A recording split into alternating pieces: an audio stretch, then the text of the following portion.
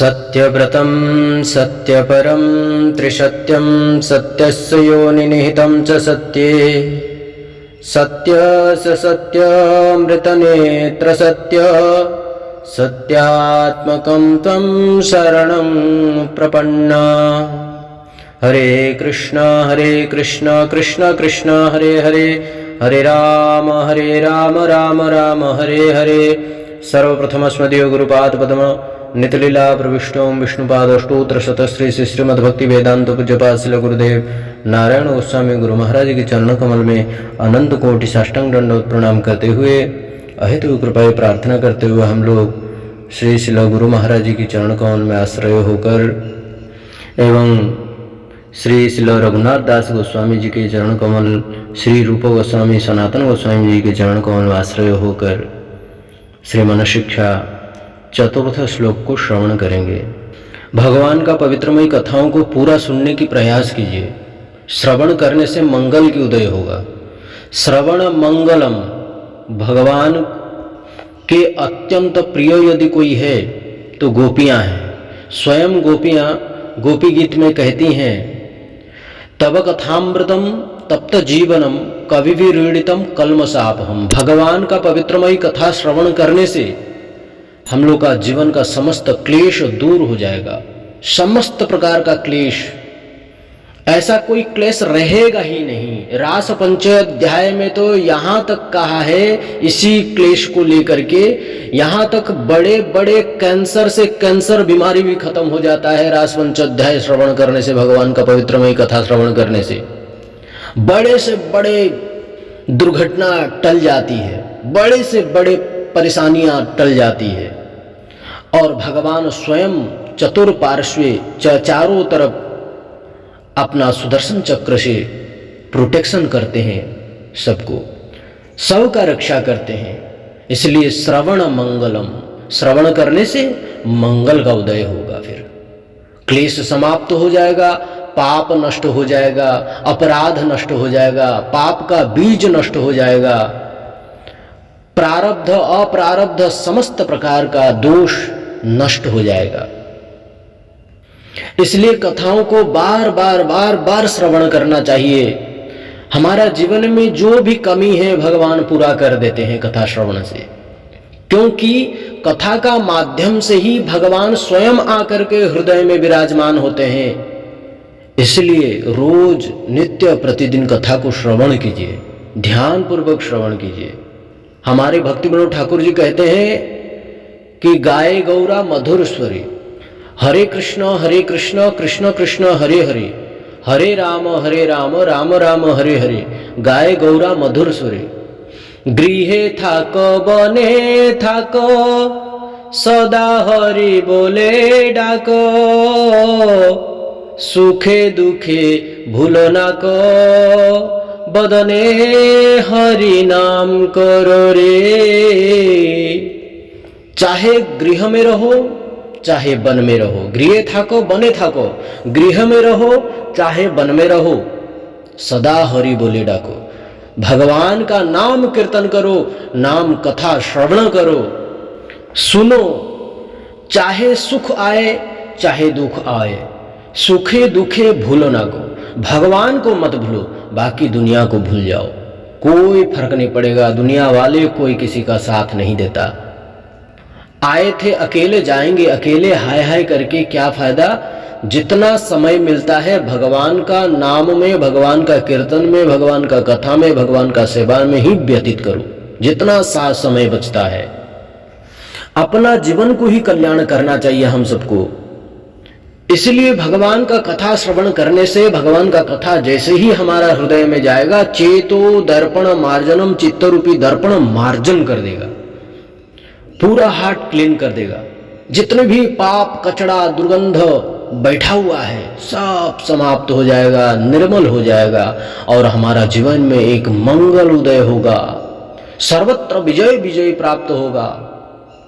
इसलिए कथा को ध्यान से और पूरा मन लगा करके, जो समझ नहीं आएगा बार बार सुनिए, बार बार सुनिए।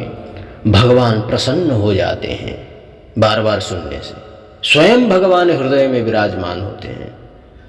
आज जो हम लोग कथा श्रवण करेंगे यह बहुत महत्वपूर्ण कथा है। इसको अवश्य ही पूरा संपूर्ण श्रवण कीजिए। पूरे ही जो कथा सीरियल बाय सीरियल चल रहा है बहुत महत्वपूर्ण, हमारा जीवन में उतारने वाली कथा है। बिल्कुल भी मिस मत कीजिए, बिना स्किप किए हुए पूरा संपूर्ण कथा को श्रवण करने की कोशिश कीजिए। श्री रघुनाथ दास गोस्वामी पाद जी चतुर्थ श्लोक में क्या कहते हैं, आज से श्रवण करेंगे।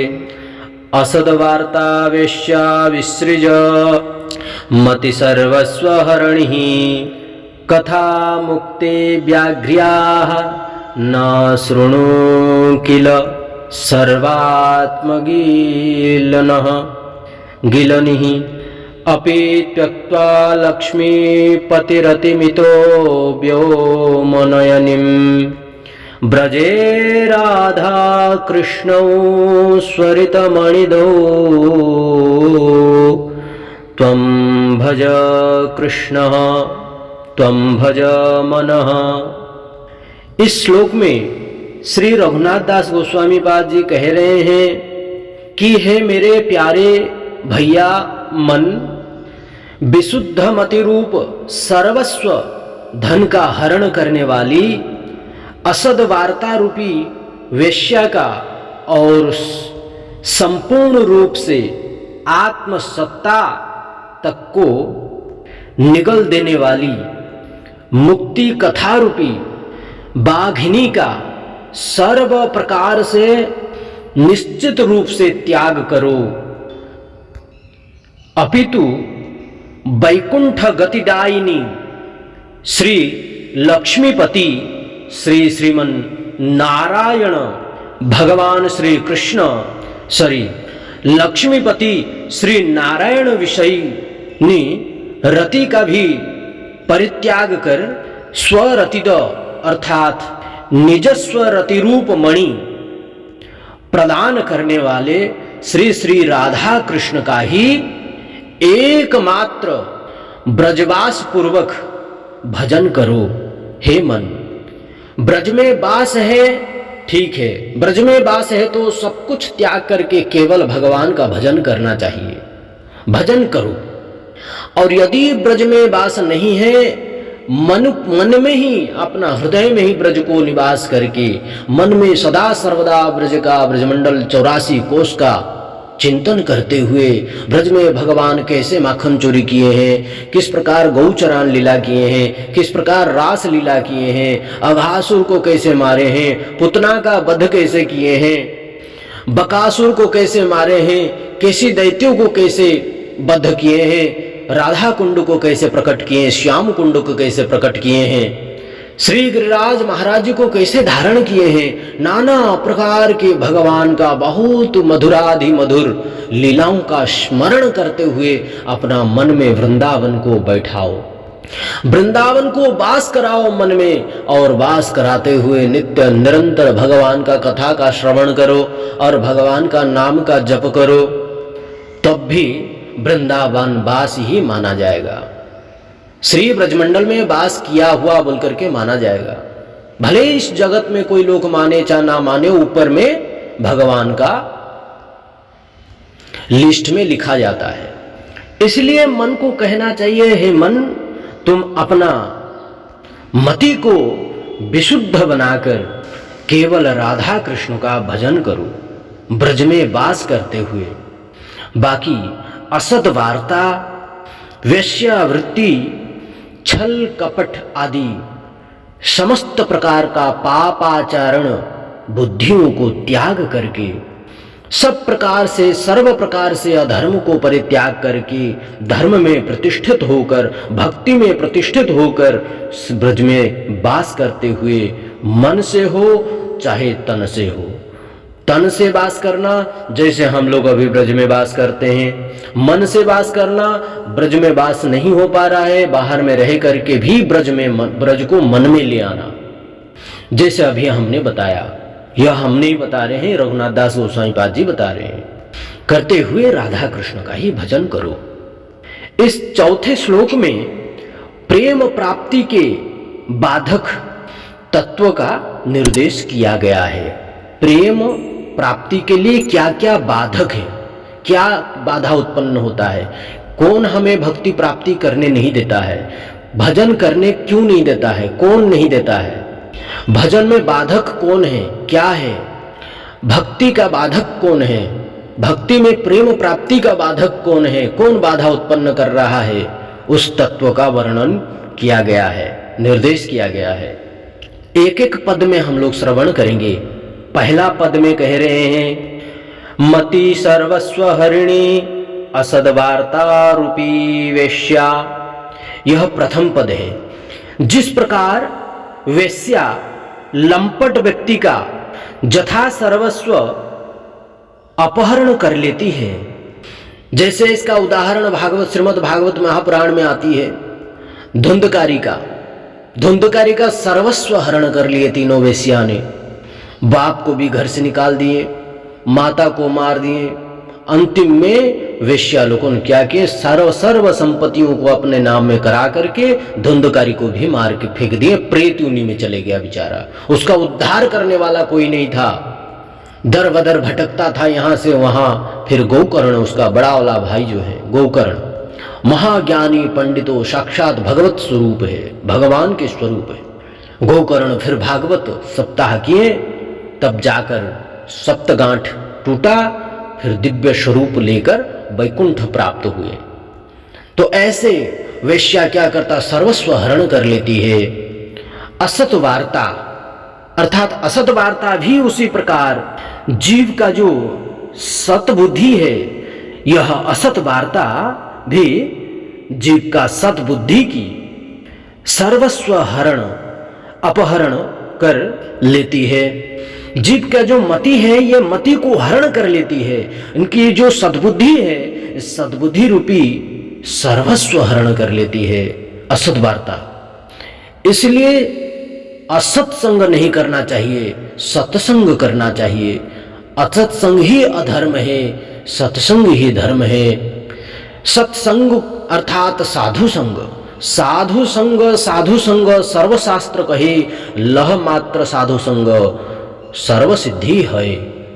असत्संग से मति हरण कर लेता है, मन भटका देता है, चारों ओर भटकते रहेंगे, केवल कुछ लाभ नहीं मिलेगा, हरासमेंट हो जाएंगे, परेशान हो जाएंगे, कुछ भी प्राप्त नहीं होने वाला, कोई भी साथ नहीं देने वाला, गलत रास्ता में ले जाएंगे। परंतु सतमार्ग दिखाने वाला उनको भी पता नहीं है वो, क्योंकि सत में चले ही नहीं तो क्या सतमार्ग दिखाएंगे वो, क्योंकि स्वयं ही अंधा है। अंधा को क्या रास्ता दिखाएगा। इसलिए दिव्य ज्ञान दिलो जई, जन्म जन्मे प्रभु से वेद गाए जहार चरित। जो हमें दिव्य ज्ञान प्रदान करते हैं, ऐसे गुरुदेव, ऐसे वैष्णव ठाकुर का गुणगान वेद बखान करती है। चक्षुदान दिलो जई, जन्मे जन्मे प्रभु से वेदो गाए जहार चरित। चक्षुदान देने वाले ही गुरुदेव है, परम वैष्णव है, जिनका वेद व्याख्यान करता है। ऐसे सद्गुरुओं का चरणाश्रय करेंगे तो जाकर के हमारा बुद्धि मति सब कुछ सत हो जाएगा। असत्संग को परित्याग करना चाहिए, असत्संग को परित्याग करके भगवान श्री कृष्ण का भजन करना चाहिए, क्योंकि असत्संग जो है हमारा संपूर्ण सद्बुद्धि रूपी सर्वस्व का हरण कर लेती है। क्या सही है क्या गलत है हम निर्णय भी नहीं कर पाते हैं। भक्ति विनोद ठाकुर जी कहते हैं ना, अच्छा मिछो काज लय, माया जाले बद्ध है, अच्छा मिछो काज लय। सच को झूठ, झूठ को सच, बुद्धि हरण होने के बाद ऐसा हो जाता है, जीव का मति भ्रम हो जाता है। इसलिए ऐसे लोगों से दूर रहें। यदि भजन करना है तो, भक्ति करना है तो, क्योंकि भजन भक्ति के बिना जीव का जीवन व्यर्थ है। हाँ, इसलिए साधु का संग करो, साधु शुद्ध गुरु वैष्णव का चरणाश्रय होकर भजन करना चाहिए। तो हमें कैसा होना चाहिए? तो श्री रघुनाथ दास गोस्वामी पाद जी कहते हैं, पारमार्थिक मति ही भजनशील जीव का एकमात्र सर्वस्व धन है। यही वास्तविक सर्वस्व धन है। असत वार्ता द्वारा वैसी सन्मति भ्रष्ट होकर भोग और मोक्ष में लग जाती है। असत वार्ता द्वारा क्या होता है, भोग की इच्छा होता है, नाना प्रकार का ये करना, भगवान को भूल करके निज इंद्रिय सुख को भोग करना, और जब भयंकर परिस्थिति आता है तो उससे मोक्ष की इच्छा करना। जब यमराज पास में आता है तब हमें मोक्ष चाहिए, इनसे मुक्ति दिलाओ। अरे सत्कर्म किया होगा तभी तो मुक्ति दिलाएगा, सत्कर्म नहीं किया होगा तो कहां से मुक्ति दिलाएगा। अजामिल का प्रसंग में आती है ना, सांकेत्यं पारिहास्यं वास्तवं हेलनमेव वा वैकुंठ नाम ग्रहणम आशिषाघहरं विदुः। भगवान पाप हरण करने के लिए कितने सारे उपाय बताए हैं, और भागवत पुराण आदि ग्रंथों में, उपनिषद आदियों में, श्रुति शास्त्र स्मृति शास्त्र आदि सभी शास्त्रों में पापों को हरण करने के लिए नाना प्रकार के विधि, नाना प्रकार का श्लोक में प्रमाण दे रहे हैं।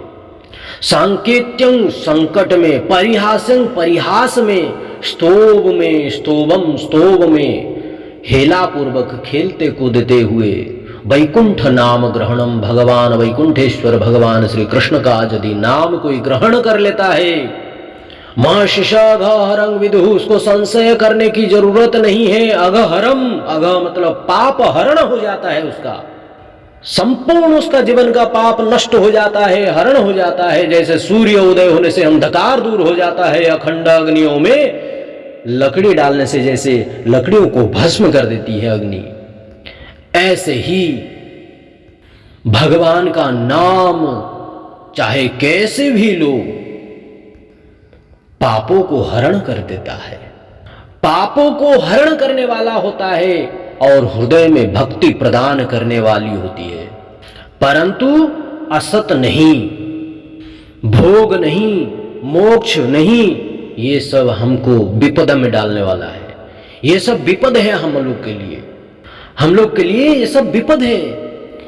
इससे बचो, इससे बचो, कृपा करके बचो इससे। भक्ति भजन ही, भगवान श्री कृष्ण का सेवा ही हमारा परम धन है, राधा माधव का सेवा ही हमारा परम धन है। भक्ति से बढ़कर और कोई धन नहीं है, भगवान का, श्री राधा माधव का नाम से बढ़कर कोई धन नहीं है इस संसार में। यह धन तो केवल साधु संग से ही प्राप्त होता है। शुद्ध वैष्णव, शुद्ध गुरु, शुद्ध साधु संतों के चरण आश्रय होकर जितना भजन करेंगे, जितने साधन करेंगे, तुरंत ही हमारा हृदय निर्मल होगा और परम धन को हम प्राप्त कर पाएंगे। वह धन, यह संसार का असत वार्ता हो, चाहे विषयी भोग हो, चाहे मोक्ष हो, ये सब कोई प्रदान नहीं कर सकती है। नश्वर विषयी भोग की आलोचना और उसने जितने प्रकार के भी संबंध है वे सभी असत है। नश्वर अर्थात क्या है? नश्वर मतलब नष्ट हो जाने वाला है, अभी है कुछ क्षण के बाद नष्ट। जैसे हमारा ये शरीर भी नश्वर है, ये जब तक आत्मा इसका अंदर में है तब तक ये जीवित है, बात करते रहेगा, दुनिया भर का ये संसार में सगा संबंधी जोड़ते रहेगा। बस एक दिन आत्मा निकल करके चले गया, सब कुछ खत्म। नश्वर शरीर है, ये शरीर का साथ जो संबंध है वो भी नश्वर है। भोग, इंद्रियों, सुख, सब कुछ नष्ट है। यही जीव को कष्ट देने वाला है, कष्टप्रद करने वाला है, प्रदान करने वाली है। ये सबको विषयी भोग कहा गया है। इसका आलोचना भी नहीं करना चाहिए। और इससे जो प्राप्त है, जो संबंध है, ये शरीर का साथ जो चीज का संबंध है, ये सब असत है। जो सत नहीं है, जिसका सत्ता कभी नित्य नहीं है, अनित्य है, नष्ट हो जाने वाला है, नश्वर है। देखो, इतना यदि हम लोग पालन भी कर दिए ना, हमारा जीवन बदल जाएगा, संपूर्ण जीवन चरित्र बदल जाएगा हमारा, और भगवान अत्यंत प्रसन्न भी हो जाएंगे। यह केवल श्रद्धा और साधु संग से होगा, भजन क्रिया से। साधु संग आदो श्रद्धा, साधु संग, फिर भजन क्रिया, भजन क्रिया से यह अनर्थ निवृत्ति होगी। ये सब अनर्थ ही है एक तरह से, ये सब कुछ खत्म हो जाएगा, ये सब अनर्थ देने वाली है। ये जितने भी सब बताया हमने अनर्थ देने वाले, सब कुछ खत्म हो जाएगा साधु संग के माध्यम में चरणाश्रय होकर भजन करने से।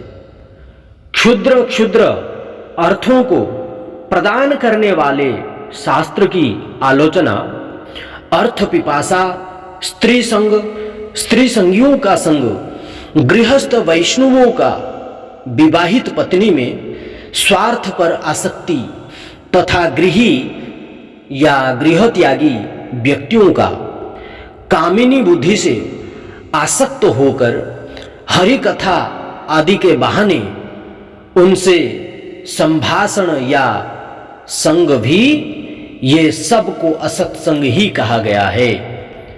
इन असत विषयों का आसक्ति पूर्वक अनुशीलन का नाम ही असत वार्ता है।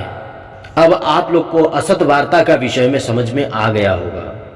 इसी को असत वार्ता कहा गया है, शास्त्र में श्री रघुनाथ दास गोस्वामी कहते हैं। सुमति के विषय में श्रीमन चैतन्य महाप्रभु के पार्षद प्रवर श्री राय रामानंद जी कहते हैं कि कृष्ण भक्ति रसभाविता मति ही क्रियताम यदि कुतोपि लभ्यते तत्र लौल्यमपि मूल्यमेकलम जन्म कोटि सुकृतैर न लभ्यते। पद्यावली में कहा गया है, 25वां श्लोक पद्यावली का। श्री राय रामानंद जी कहते हैं, हे सज्जनों, भगवान श्री राधा कृष्ण की भक्ति रस द्वारा भावित सुवासित या सिक्तमती यदि कहीं भी मिल जाए तो उसे तुरंत ही खरीद लो। उसका मूल्य तो केवल ब्रज रस की प्राप्ति की लालसा मात्र है। उसके बिना तो भगवान श्री कृष्ण भक्ति रस विभावित मति करोड़ों जन्मों की पूंजीभूत सुकृति से भी नहीं मिल सकती। जैसे भावुक और रसिक संपूर्ण ब्रजरस से परिपूर्ण डूबे हुए ऐसे संत, ऐसे वैष्णव, ऐसे गुरु यदि कहीं मिल जाते हैं तो उनके पास ही एकमात्र ब्रज की रस रूपी धन उन्हीं के पास होगा, भक्ति रूपी रस उन्हीं के पास में होगा।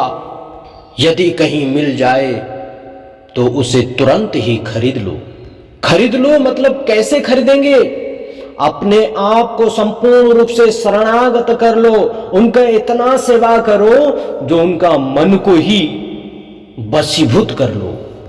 क्योंकि साधु संत गुरु वैष्णव बहुत ही दयालु होते हैं। वांछा कल्प तरुभ्यश्च कृपा सिंधुभ्यैव च, कृपा का सिंधु है, कृपा करने में कोई कमी नहीं रखते हैं साधु गुरु वैष्णव।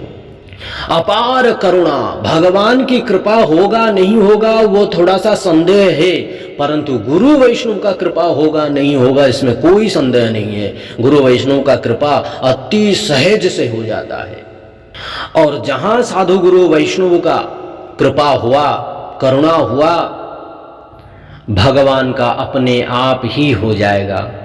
इसलिए ऐसे साधु गुरु वैष्णव, ऐसे रस भक्ति यदि कहीं मिलता है तुरंत उसको खरीद लो।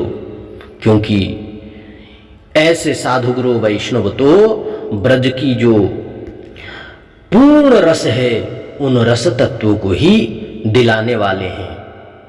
ऐसा रस हम करोड़ों करोड़ों जन्म का सुकृति, यदि जन्मों का करोड़ों करोड़ों जन्म का यदि सुकृति पूंजी कृत करके एक कट्ठा भी यदि करेंगे, जो सुकृति है उससे भी नहीं मिलने वाली है। इसलिए भक्ति देवी क्या कहती हैं, कहीं नहीं गई, सीधे नारद जी के पास, परम वैष्णव नारद जी, उनके पास जाकर के क्या कहती हैं, भो भो साधु क्षणम तिष्ठ मच्चिंतामपि नाशय दर्शनम तव लोकस्य सर्वथा अगहरम परम। भो भो साधु, हे साधु, भो साधु, भो साधु, एक क्षण के लिए आप रुकिए, और मेरा चिंता का कारण बतलाइए और चिंता को नाश कीजिए।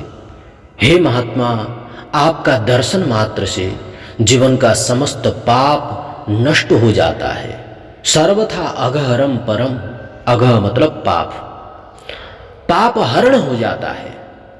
बहुधा तव वाक्येन दुख शांतिर भविष्यति, और आपका मुख का वाणी यदि एक कोई श्रवण कर ले, एक शब्द का भी यदि कोई श्रवण कर ले, उनका जन्म जन्मांतर तक का जो दुख है सब शांति में परिणत हो जाएगा। जैसे पारस मणि किसी भी लोहे को स्पर्श कर लेगा तो सोना बना देता है, तो वैसे ही साधु का वाणी श्रवण करने से जितने भी हमारा जीवन का दुख है, ये समस्त दुख जो है उनका वाणी स्पर्श मात्र से सब शांति में परिणत हो जाएगी। और ऐसा भाग्य कब उदय होता है? जन्मांतरे भवित पुण्यम तदा भागवतम लभेत, यदा भाग्यम भवित भूरि भवतु दर्शनम तदा। ऐसा साधु गुरु वैष्णव का दर्शन कब होता है? बोलते हैं जन्म जन्मांतर तक का जब पुण्य इकट्ठा होता है, उस पुण्य से जो एक भाग्य उदय होता है, यदि ऐसा भाग्य उदय हो, ऐसा भाग्य से ही भूरि, भूरि मतलब साधु गुरु वैष्णव जो महादानी है, महादानी, कोई कन्यादान करता है, कोई गौदान करता है, कोई भूमि दान करता है, कोई वस्त्र दान करता है, कोई अन्न दान करता है, कोई धन दान करता है, परंतु इन सभी दानों से महादानी भगवान का कथा कीर्तन सुनाकर भगवत धाम को प्रदान कर देने वाले, भगवान का गोलोक वृंदावन वैकुंठ आदि प्रदान करने वाले परम वैष्णव, इन्हीं को भूरिदा जना कहा है। भवतु दर्शनम तदा, ऐसे वैष्णवों का दर्शन होता है। जन्म जन्मांतर तक का जब सुकृति इकट्ठा होगा, उसी में भाग्य का उदय होगा, उसी भाग्य के द्वारा एक साधु का दर्शन होता है, तभी जाकर के ऐसा रसमयी भक्ति प्राप्ति होगी। नहीं तो करोड़ों जन्म में जो सुकृति इकट्ठा हुआ, वो सुकृति हमें कभी भी ऐसा रसमयी भक्ति प्रदान नहीं कर सकती। उसमें सामर्थ्य ही नहीं है। संसार का भले ही भोग दे देगा, परंतु शुद्ध भक्ति, शुद्ध भक्तिमयी रसमयी प्रेम कभी प्रदान नहीं कर सकता। ये तो केवल साधु गुरु वैष्णव में ही सामर्थ्य है, वे ही प्रदान कर सकते हैं। हम तो दान करते हैं, वे प्रदान करते हैं, बिना कुछ लिए ही देते हैं। इसलिए लूटने वाले लूट लो, अभी समय है। आने वाला जो समय भजन भक्ति होगा नहीं, बहुत कष्टकर समय है आने वाला समय। इसलिए वर्तमान जो समय है इसमें भजन कर लो, यही भजन का अनुकूल समय है। यहाँ साधु गुरु वैष्णव कितने सुंदर सुंदर सरल सरल संत मिलते हैं, दर्शन होते हैं, परंतु हम पहचान नहीं पाते हैं। ऐसे साधु गुरु वैष्णव का चरणाश्रय करने मात्र से ही यह कृष्ण भक्ति रस भावित प्राप्ति होती है। दूसरा पद में कहते हैं सर्वात्मा गिलिनी मुक्ति व्याघ्री का कथा, मुक्ति व्याघ्री की कथा। इसको ध्यान से सुनो, बहुत अच्छा से श्रवण कीजिएगा। द्वितीय पद है ये, अर्थात यहां मुक्ति शब्द से ब्रह्म निर्वाण, या तो इसे सरल रूप से यदि समझना है तो सायुज्य मुक्ति का अभिप्राय है। ब्रह्म निर्वाण अर्थात सायुज्य मुक्ति का अभिप्राय है। ये जो सायुज्य मुक्ति है ना, ये आत्मा को अति सहज ही संपूर्ण रूप से निगल जाती है, अर्थात आत्मा को नष्ट कर देती है। आत्मा को तो नहीं, आत्मसत्ता को, आत्मा का जो सत्ता है वो संपूर्ण आत्मा का सत्ता को निगल देती है। सायुज्य मुक्ति जो है ये आत्मसत्ता को अति सहज ही संपूर्ण रूप से निगल जाती है, अर्थात नष्ट कर देती है। तो ऐसी सायुज्य मुक्ति के पीछे मत पड़ो, बहुत बड़ा नुकसान है। जो वास्तविक धन प्राप्त करने वाले वह धन भी प्राप्त नहीं कर सकते। जो नित्य है, शाश्वत है, अजो है, ऐसा धन से वंचित हो जाएंगे। जो कभी नष्ट नहीं होने वाला सत्ता उसको भी नष्ट कर देती है ये साइजो मुक्ति। मुक्ति में ब्रह्म सत्ता मानी जाती है, वह भी आकाश कुसुम की भांति संपूर्ण झूठी एवं बागाडंबर मात्र है। अर्थात बाग में तो बहुत पेड़ पौधा लगा हुआ है, उसमें फूल भी लगा हुआ है, केवल बाग का आडंबर मात्र है, इसका कोई मूल्य नहीं है। वास्तव में सर्वशक्ति संपन्न भगवान श्री राधा माधव ही एकमात्र परम तत्व है। उनकी एक नित्य प्रकाश है, उनकी एक नित्य पराकाश है। वही पराकाश चित रूप में भगवान की लीला अचित या माया महामाया रूप में अनंत ब्रह्मांड तथा बद्ध जीवों के स्थूल लिंग शरीर अर्थात स्थूल लिंग शरीर और तटस्था जीव शक्ति के रूप में अनंत अनुचित जीव को प्रकट करके अपने प्रभु भगवान की विविध प्रकार से सेवा करती है। यही भगवान का पराशक्ति। इसीलिए जो लोग भगवान के नित्य रूप, नित्य नाम, नित्य गुण और उनके लीलाओं के विरोधी होते हैं, वे अपने कर्म फल से अपनी आत्मा का विनाश करने वाली ब्रह्मलय नामक एक अवस्था की कल्पना एवं उनकी आलोचना में ही सुख मानते हैं। उनका यह मुक्ति सुख वैसे ही है जैसे कोई कैदी जो जेल में बंद है, कैदी दुखों से सदा के लिए छुटकारा पाने के लिए स्वयं आत्महत्या कर लेता है या आत्महत्या कर ले। ऐसी मुक्ति की कथा अर्थात मुक्ति की प्राप्ति के लिए जो प्रक्रिया और उपासना की पद्धति बतलाई गई है, उसमें तथा उसमें आग्रह रखने वाले पुरुषों का संग यत्न पूर्वक परित्याग करना चाहिए। रघुनाथ दास गोस्वामी पाद जी कहते हैं, यत्न पूर्वक ऐसा व्यक्तियों का संग परित्याग कर दो, क्योंकि मुक्ति आत्मघाती है। जो 5 प्रकार के मुक्ति है, सायुज्य, सारूप्य, सालूप्य, सामीप्य, साष्टी, इस प्रकार आदि 5 प्रकार के जो मुक्तियां हैं, ये सब आत्मघाती है। जैसे अभी हमने बताया कि कैदी का दुखों से जो जूझ रहा था, वो सोचता है कि हम दुखों से कैसे छुटकारा पाएं। वो छुटकारा पाने के लिए अपना आत्महत्या कर ले।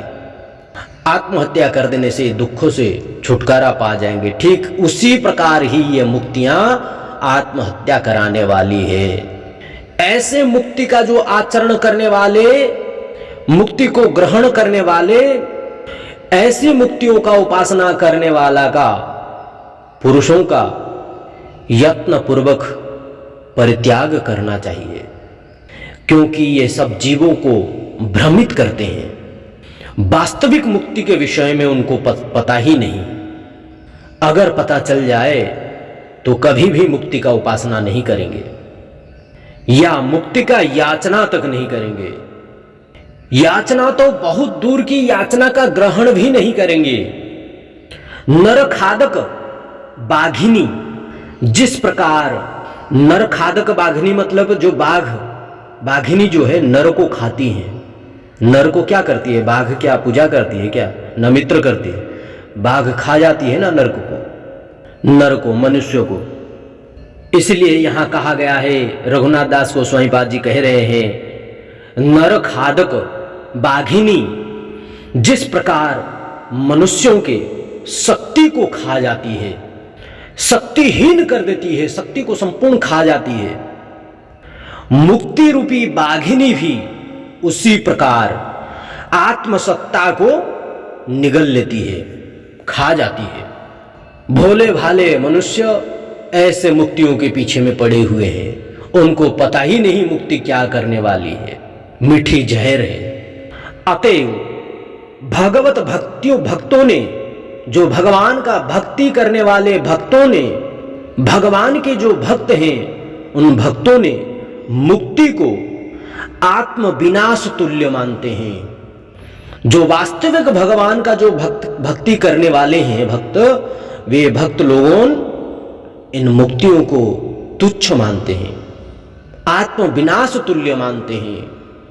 इस विषय में श्री श्रील रूप गोस्वामी पाद जी अपना सिद्धांत देते हैं। भक्ति मुक्ति क्षमा करें, श्लोक गलती हो रहा था। भुक्ति मुक्ति स्पृहा यावत पिशाची हृदय वर्तते तावत मुक्ति सुखस्यात्र कथमभ्युदयो भवेत। अर्थात भोग और मोक्ष की कामना रूपी पिशाची का नाम ही मुक्ति है। भोग और मोक्ष की कामना रूपी पिशाची जब तक साधक के हृदय में विद्यमान रहती है, तब तक उसमें विशुद्ध भक्ति का सुख लाभ भला कैसे उदित हो सकता है? कदापि नहीं हो सकता, कदापि नहीं हो सकती है। श्री कृष्ण चरणाम भोज सेवा निवृत चेतसाम एसाम मोक्षाय भक्तानाम न कदाचित स्पृहा भवेत। भक्ति रसामृत सिंधु। अर्थात उस मलिन और अपवित्र हृदय में शुद्ध भक्ति कभी भी उदय नहीं हो सकती है। ब्रजेंद्र नंदन श्याम सुंदर भगवान श्री कृष्ण के चरण कमलों के सेवा सुख में निमग्न चित्त भक्तों में मोक्ष प्राप्ति की अभिलाषा की गंध मात्र भी नहीं होती है। जैसे मलमूत्र व त्याग कर देते हैं, ऐसे ही भगवान के भगवान श्री राधा कृष्ण का सेवा करने वाले जो भक्त हैं, वे भक्त मुक्ति को मलमूत्र व त्याग कर देते हैं, तुच्छ मानते हैं।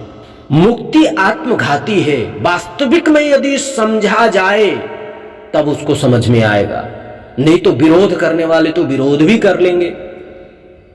परंतु रूप गोस्वामी पाद जी जो सिद्धांत कह रहे हैं, उस सिद्धांत के अनुसार में यदि चलेगा तब तो उसको भगवत प्राप्ति निश्चित है। भगवान श्री राधा माधव की अपार करुणा, रसानाम समूह रास का रस प्राप्ति हो सकती है, अन्यथा नहीं। इसलिए भगवान का जो भक्त है, ये मुक्ति मोक्ष इन सब को ग्रहण करते ही नहीं है, मलमूत्र व त्याग कर देते हैं, तुच्छ मानते हैं, मूल्यहीन मानते हैं, आत्म विनाशक तुल्य मानते हैं। यह रूप गोस्वामी पाद जी कहते हैं भक्ति रसामृत सिंधु में। इनकी तीसरे पद को हम लोग कल श्रवण करेंगे। आज ही वाणी को विराम करते हैं। व्योम नयनी लक्ष्मीपति रति के विषय में हम लोग कल श्रवण करेंगे, वैकुंठेश्वर भगवान के विषय में। आज ही वाणी को विराम करते हैं। किसी प्रकार का कोई त्रुटि हुई हो तो दास को क्षमा कर दीजिएगा, क्योंकि अज्ञानता का कारण गलतियां हो सकती है। अगर गलती हुई हो तो आप सब विद्वान जन इन्हें संशोधन करके ठीक कर दीजिएगा, और यह अज्ञानी बालक को, दास को क्षमा कर दीजिएगा। आप सभी शुद्ध वैष्णव शुद्ध भक्तों के चरण कमल में यह दास अनंत कोटि साष्टांग दंडवत प्रणाम करते हुए क्षमा प्रार्थना मांगता हूँ। आप सबके चरण कमल में साष्टांग दंडवत प्रणाम। आप सब सुखद पूर्वक होंगे, दास का यही आशा है। आप लोग कृपा करके संपूर्ण कथा को सुनने के प्रयास कीजिए, और इस कथा को जितना शेयर करेंगे उतना ही अच्छा है, क्योंकि हमारे रूप गोस्वामी पाद जी का उतना ही कृपा होगा सबके ऊपर, हमारे रघुनाथ दास गोस्वामी पाद जी का इतना ही कृपा होगा सबके ऊपर, क्योंकि यह कथा तो हम लोग का है नहीं, यह संपूर्ण कथा रूप गोस्वामी पाद जी एवं रघुनाथ दास गोस्वामी सनातन गोस्वामी पाद जी का कथा है, भक्ति रसामृत सिंधु इत्यादि का। तो इसलिए इन सब कथा श्रवण करना चाहिए, सबका सुनने से जीवन का समस्त पाप नष्ट हो जाता है। कृपा करके आप सबका चरण में विनम्रता प्रार्थना है कि सबको कथा शेयर कीजिए और सब कोई श्रवण कीजिए, ध्यानपूर्वक पूरा कथा को श्रवण कीजिए बिना स्किप किए हुए। आज यही वाणी को विराम करता हूँ। आज थोड़ा हरि कथा लंबा हो गया है, अब थोड़ा सा कथा लंबा डालने की प्रयास करेंगे, लंबा कथा देने के प्रयास करेंगे। कल हम लोग आगे की कथा श्रवण करेंगे। वांछा कल्पतरुभ्यश्च कृपा सिंधुभ्यो एव च पतितानां पावनेभ्यो वैष्णवेभ्यो नमो नमः। हरे कृष्ण। दंडवत प्रणाम सबकी चरण कमल में। राधे श्याम। श्री शिल गुरु महाराज की जय, शिल रूप गोस्वामी पाद की जय, शिल सनातन गोस्वामी पाद की जय, श्री श्री रघुनाथ दास गोस्वामी पाद की जय, षड गोस्वामी पाद की जय, राधा माधव भगवान की जय, मेरे प्रभु राधा रानी की जय, जय श्री वृंदावन धाम की जय, श्री ब्रजरज की जय, श्री यमुना महारानी की जय, ग्रंथराज श्री श्री भक्त रसामृत सिंधु की जय, गौर प्रेमानंदे हरि हरि बोल, मन शिक्षा की जय। राधे श्याम।